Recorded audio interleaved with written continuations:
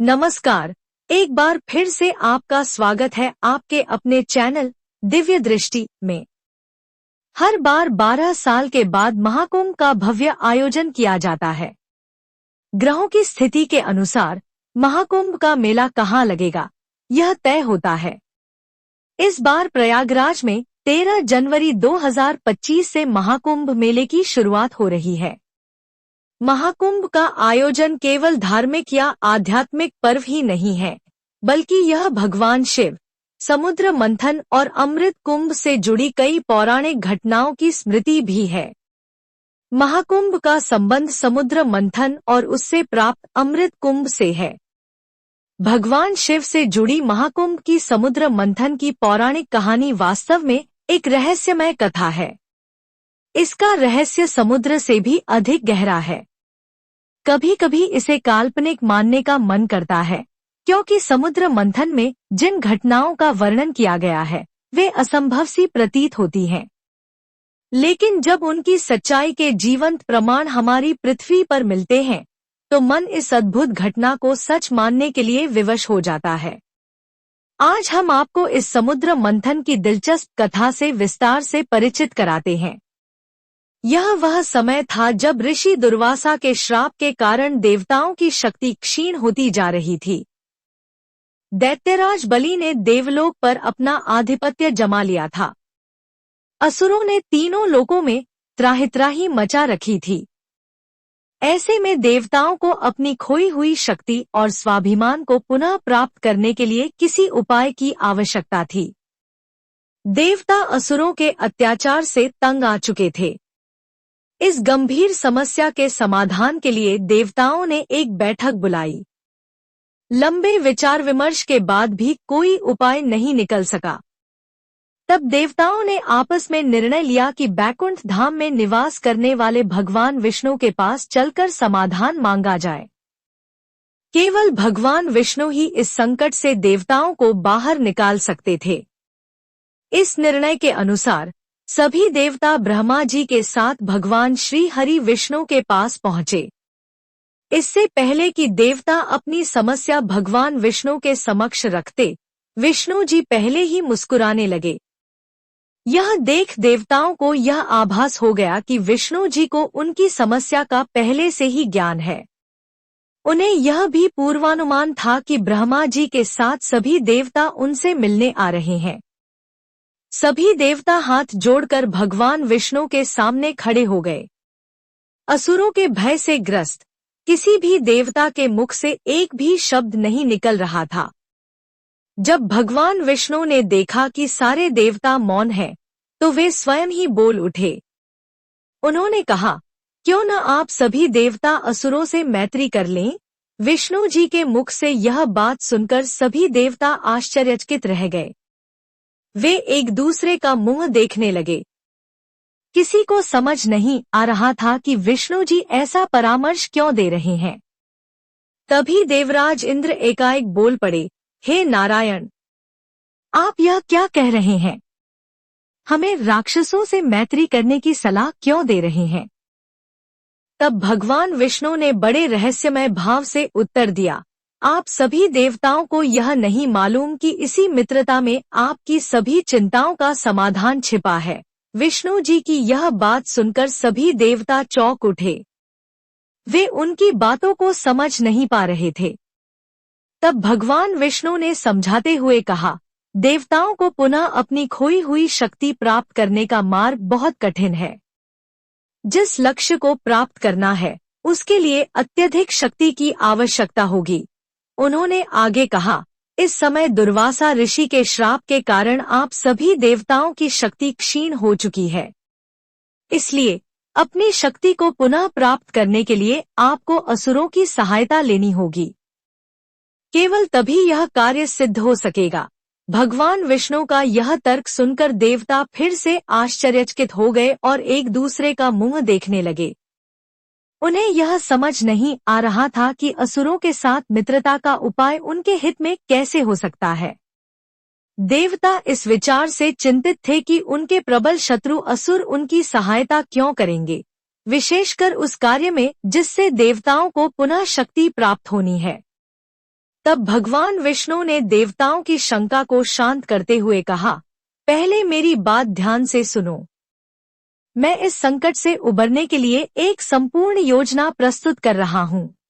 विष्णु जी ने कहा, आप सभी देवताओं को अपनी खोई हुई शक्ति वापस पाने के लिए समुद्र मंथन करना होगा।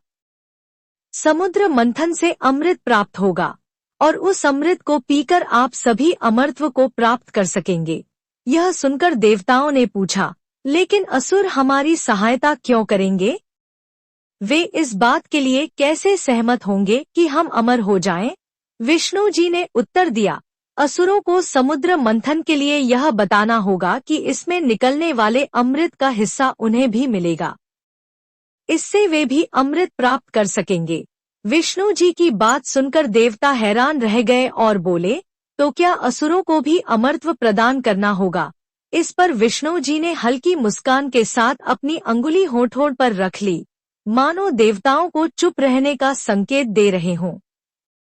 उनकी मुस्कान में एक रहस्यमय भाव था। वास्तव में विष्णु जी की योजना असुरों को अमृत का लालच देकर उनके साथ छल करने की थी। हालांकि देवताओं को यह विचार असंभव प्रतीत हो रहा था। उन्होंने सोचा, असुरों के साथ छल करना इतना आसान नहीं है। अमृत का लालच देकर उनके हाथ से अमृत छीन लेना अत्यंत कठिन होगा। लेकिन सभी देवताओं ने यह भी समझा कि भगवान विष्णु ने जब समुद्र मंथन का मार्ग दिखाया है, तो वह आगे की समस्याओं को भी संभाल लेंगे। भगवान विष्णु की योजना के अनुसार तीनों लोकों पर राज्य करने वाले असुरों के राजा बलि को समुद्र मंथन की योजना बताई गई। असुरों को यह आश्वासन दिया गया कि मंथन से निकलने वाले अमृत का हिस्सा उन्हें भी मिलेगा। अमृत के लालच में असुर इस योजना में शामिल होने के लिए तैयार हो गए। अब समस्या थी इतने विशाल समुद्र को मथने की। यह किसी भी तरह से आसान नहीं था।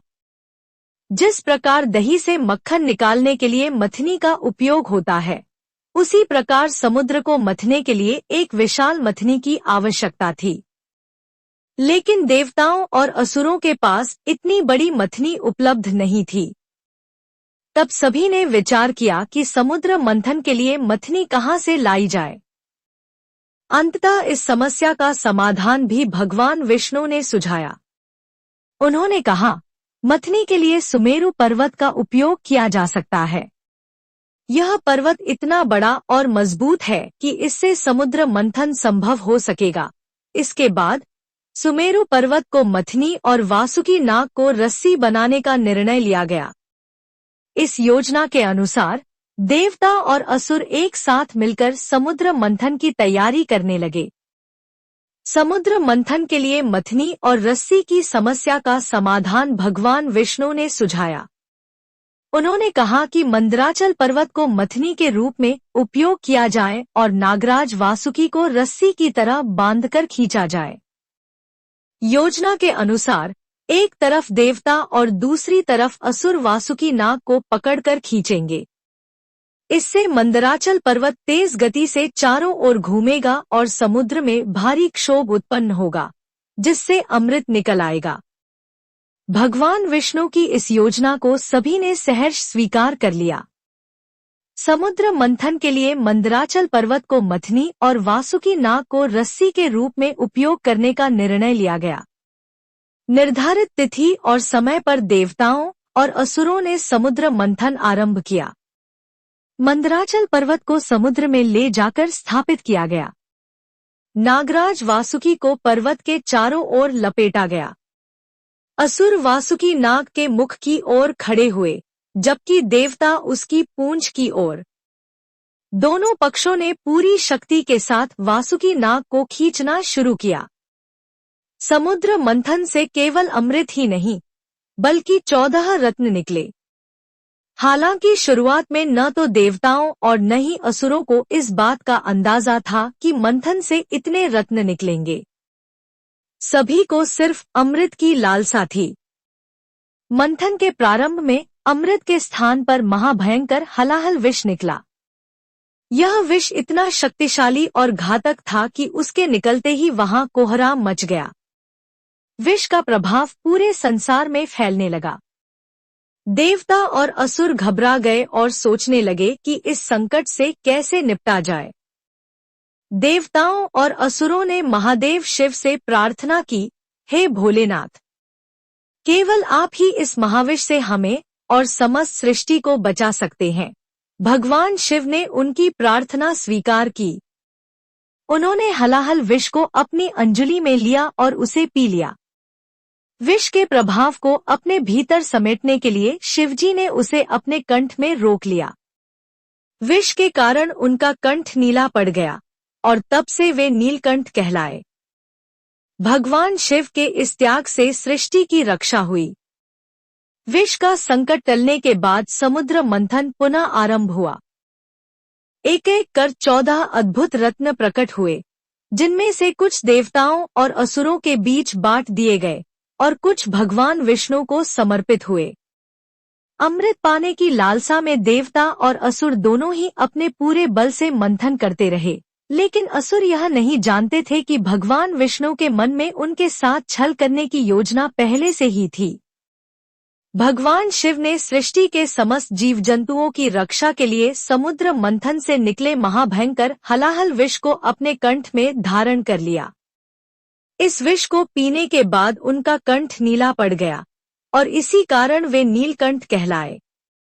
शिव की इस अद्भुत लीला को देखकर सभी देवता और असुर आश्चर्यचकित रह गए। हलाहल विष के संकट के समाप्त होने के बाद भगवान विष्णु ने देवताओं और असुरों का उत्साह बढ़ाया। उन्होंने सभी को प्रेरित किया कि वे फिर से समुद्र मंथन में जुट जाएं। असुर और देवता दोनों ही यह मान रहे थे कि अब विष निकल चुका है और अगली बार केवल अमृत ही निकलेगा, लेकिन ऐसा नहीं हुआ। इस बार मंथन से कामधेनु गाय प्रकट हुई। यह गाय अद्भुत शक्तियों से युक्त थी। इसे ऋषिमुनियों ने अपने लिए मांग लिया। असुर केवल अमृत की लालसा में थे, इसलिए उन्होंने इसे सहर्ष ऋषियों को दे दिया। यह वह गाय थी जो किसी भी प्रकार की इच्छा को पूर्ण करने में सक्षम थी। फिर समुद्र मंथन से उच्चैःश्रवा घोड़ा निकला। यह एक दिव्य और अद्वितीय घोड़ा था। इसे असुरों के राजा बलि को सौंप दिया गया। इस अद्भुत घोड़े को पाकर असुर प्रसन्न हो गए और उन्हें लगा कि समुद्र मंथन से अब उन्हें भी लाभ मिलने लगा है। इसके बाद ऐरावत हाथी निकला। यह हाथी देवताओं के राजा इंद्र ने ले लिया। ऐरावत एक दिव्य और शक्तिशाली हाथी था, जो युद्ध में अजेय माना जाता था। इसके बाद कौस्तुभ मणि प्रकट हुई। यह बहुमूल्य और अद्भुत मणि भगवान विष्णु ने अपने पास रख ली और इसे अपनी छाती पर धारण कर लिया। फिर कल्पवृक्ष नामक अद्भुत वृक्ष समुद्र मंथन से निकला। यह वृक्ष सभी इच्छाओं को पूर्ण करने में सक्षम था। इसे देवताओं ने अपने पास रख लिया। इसके बाद समुद्र मंथन से रंभा नाम की अप्सरा प्रकट हुई। वह अतुलनीय सुंदरता और यौवन से युक्त थी। देवताओं ने उसे अपने पास रख लिया। फिर समुद्र मंथन से माता लक्ष्मी प्रकट हुईं। वे अद्वितीय रूप, सौंदर्य और वैभव की देवी थी। भगवान विष्णु ने उन्हें अपनी पत्नी के रूप में स्वीकार किया। इसके बाद वारुणी देवी प्रकट हुईं। यह मदिरा की देवी थी, जिन्हें असुरों ने अपने पास रख लिया। इसके बाद समुद्र मंथन से चंद्रमा प्रकट हुए। चंद्रमा के जल और पृथ्वी के सभी जलस्रोतों पर गहरा प्रभाव माना गया। समुद्र मंथन से ये अद्भुत और चमत्कारी रत्न निकलते रहे। प्रत्येक रत्न देवताओं और असुरों को अद्वितीय शक्तियां और वरदान प्रदान कर रहा था। समुद्र मंथन से चंद्रमा प्रकट हुए, जिनका रूप अत्यंत मनोहारी और तेजस्वी था। देवताओं ने उनका स्वागत किया, परंतु उस समय उनके महत्व को न देवता समझ सके और न ही असुर। भगवान विष्णु ने चंद्रमा का तिलक किया और उन्हें सौर मंडल में एक विशिष्ट स्थान प्रदान किया। चंद्रमा का प्रभाव पृथ्वी पर आने वाले ज्वारभाटा और जल से संबंधित घटनाओं पर पड़ता है। इसके बाद समुद्र मंथन से पारिजात वृक्ष निकला। यह वृक्ष साधारण नहीं था, बल्कि अद्भुत औषधीय गुणों से परिपूर्ण था। कहा जाता है कि इस वृक्ष में शरीर के सभी प्रकार के दोषों को दूर करने की क्षमता थी। देवताओं ने इसे अपनी अमरावती में स्थापित कर लिया। फिर मंथन से एक अद्भुत दिव्य शंख प्रकट हुआ। पहले किसी को समझ नहीं आया कि यह क्या है। जब देवता और असुर इसे समझने में असमर्थ रहे, तो उन्होंने इसे भगवान विष्णु को सौंप दिया। भगवान विष्णु ने इसे अपने मुख से फूंका, जिससे गहन और गंभीर अनाहत ध्वनि उत्पन्न हुई। इस ध्वनि से ब्रह्मांड गूंज उठा। इस दिव्य शंख को विष्णु जी ने अपने पास रखा और तब से विष्णु और लक्ष्मी की पूजा में शंख का विशेष महत्व हो गया। समुद्र मंथन के अंत में वैद्यराज धन्वंतरी प्रकट हुए। उनके हाथों में अमृत का कलश था। धन्वंतरी समुद्र मंथन के 13वें रत्न थे। उनका तेजस्वी व्यक्तित्व और सौम्यता सभी को आकर्षित कर रही थी। उनके द्वारा लाए गए अमृत को पीने से कोई भी अजर-अमर हो सकता था। जब अमृत कलश समुद्र मंथन से प्रकट हुआ, तो देवताओं और असुरों के बीच इसे पाने के लिए गहन संघर्ष शुरू हो गया। यह संघर्ष 11 दिनों तक चला। असुर अमृत को केवल अपने पास रखना चाहते थे और इसे पीकर अमर हो जाना चाहते थे। देवता दुर्वासा ऋषि के श्राप के कारण असहाय होकर मूकदर्शक बने रहे। जब असुरों के बीच अमृत कलश को लेकर विवाद चरम पर था, तभी अचानक वहां एक अत्यंत सुंदर स्त्री प्रकट हुई। वह इतनी सुंदर थी कि वहां उपस्थित सभी असुर उसे देखकर मंत्रमुग्ध हो गए। उसकी काया, सौंदर्य और मोहिनी मुस्कान ने असुरों को पूरी तरह से सम्मोहित कर लिया। देवता और असुर दोनों उसकी अप्रतिम सुंदरता को देखकर हतप्रभ थे। उस मोहिनी स्त्री ने अपनी मधुर वाणी से असुरों का ध्यान अपनी ओर आकर्षित कर लिया। असुर अमृत की कामना छोड़कर अब उस स्त्री को रिझाने में लग गए। उस स्त्री ने असुरों से कहा कि वह अमृत का निष्पक्ष वितरण करेगी। असुर पूरी तरह से उसके जादू में बंधे हुए उसकी बात मान गए। वह स्त्री, जो वास्तव में भगवान विष्णु का मोहिनी रूप थी, ने बड़ी चतुराई से अमृत देवताओं को पिला दिया। मोहिनी रूप के छल से देवताओं ने अमृत पिया और अमरत्व प्राप्त कर लिया। असुरों को जब इस छल का एहसास हुआ, तब तक देर हो चुकी थी। देवता अमर हो गए थे और असुरों को खाली हाथ लौटना पड़ा। जिस सुंदरी ने अमृत बांटने का वादा किया था, उसने अपनी मोहिनी अदाओं से असुरों को पूरी तरह वश में कर लिया। असुर अमृत पाने की अपनी वास्तविक इच्छा को भूलकर अब केवल उस सुंदरी को पाने की चाहत में डूब चुके थे। उनकी सारी समझदारी और सतर्कता उस स्त्री के सौंदर्य के आगे हार चुकी थी। उसने असुरों से कहा, अमृत कलश मुझे दे दीजिए ताकि मैं न्यायपूर्वक इसे आप सब में बांट सकूं। दैत्यराज बलि, जो अन्यथा अत्यंत गंभीर और विवेकशील थे, भी उस सुंदरी के रूपजाल में ऐसे फंस गए कि बिना सोचे समझे उन्होंने अमृत कलश उसे सौंप दिया। उस मोहिनी ने फिर कहा, अब आप सब, असुर और देवता, अलग अलग पंक्तियों में बैठ जाइए ताकि मैं बारी बारी से अमृत वितरित कर सकूं। असुर और देवता अलग अलग बैठ गए और मोहिनी ने सबसे पहले देवताओं को अमृत पिलाना शुरू किया। जब देवताओं को अमृत बांटा जा रहा था, तो उस स्त्री ने अपने मोहक रूप और भाव भंगिमाओं से असुरों का ध्यान पूरी तरह से अपनी ओर बांधे रखा। असुर उस सुंदरी के आकर्षण में इतने खो गए कि उन्हें इस बात का आभास ही नहीं हुआ कि अमृत केवल देवताओं को ही दिया जा रहा है। हालांकि असुरों में एक था, राहु, जो अन्य असुरों से अधिक चतुर और बुद्धिमान था। उसने देवताओं की चाल को भांप लिया और चुपके से देवता का रूप धारण कर उनकी पंक्ति में बैठ गया। राहु ने भी अमृत पी लिया, लेकिन सूर्य और चंद्र ने यह देख लिया और तुरंत भगवान विष्णु को सूचित कर दिया। भगवान विष्णु, जो अब तक उस सुंदर स्त्री का रूप धारण किए हुए थे, अपने वास्तविक रूप में प्रकट हो गए। उन्होंने अपने सुदर्शन चक्र से राहु का मस्तक काट दिया। हालांकि तब तक राहु अमृत पी चुका था, जिससे वह अमर हो गया। राहु का सिर और धड़ अलग हो गए और उसका सिर राहु तथा धड़ केतु के रूप में जाना गया। जब असुरों ने देखा कि वह मोहिनी स्त्री वास्तव में भगवान विष्णु थी और उनके साथ छल हो चुका है, तो वे क्रोधित हो गए। अमृत प्राप्त न कर पाने के कारण उनका गुस्सा और बढ़ गया। असुरों और देवताओं के बीच भीषण संग्राम शुरू हुआ, जिसे देवासुर संग्राम कहा गया। चूंकि देवताओं ने अमृत पी लिया था, वे अब अमर हो चुके थे। उनकी शक्ति इतनी बढ़ गई थी कि असुरों को इस युद्ध में हार माननी पड़ी। अंततः असुरों को पराजित कर देवताओं ने अपना स्वर्गलोक पुनः प्राप्त कर लिया।